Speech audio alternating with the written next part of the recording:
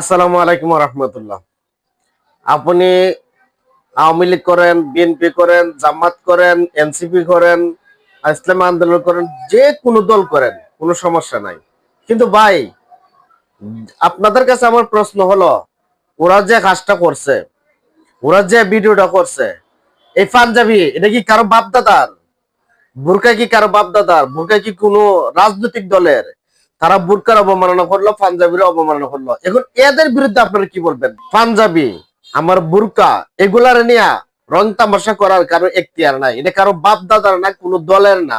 এটা সমস্ত মুসলমানের প্রাণ কেন্দ্র, সমস্ত মুসলমানের এটা হলো একটা সম্মানী পোশাক। তাহলে তারা যে কাজটা করছে, আপনারা কি বলবেন? ওরা কি মুসলমানের বাচ্চা? আমার তো মনে হয় না। আপনার যে কোনো দল করেন, সমস্যা নাই, কিন্তু আপনার যদি ইমানের চেতনা থাকে, যদি ন্যূনতম ইমান আপনার ভিতরে থাকে, তাহলে অবশ্যই এর প্রতিবাদ আপনারা করবেন। দল যারা করুক, কিন্তু এই পাঞ্জাবি আর বুরকার অবমাননা করতো না। যদি প্রকৃত মুসলমানের বাচ্চা হতো, তাহলে তার বিবেকে বাধা দিত যে বুরকা আর পাঞ্জাবি এটা হলো আমাদের সম্মানী পোশাক, এটা নিয়ে তারা রং তামাশা করতো না। আপনাদের কাছে আমার প্রশ্ন এটাই। এখন আপনারা কমেন্ট করে যাবেন তারা এই কাজটা কি ঠিক করছেন, আর এই ভিডিওটা বেশি বেশি শেয়ার করবেন। এটা তদন্ত করা হোক, আর তাদেরকে অতি দ্রুত আইনের আওতায় আনে জিজ্ঞাসা করা হোক কেন তারা আমাদের এই সম্মানী পোশাক গুলাকে অসম্মান করলো। এই বলে আমি বিদায় নিলাম। আসসালামু আলাইকুম।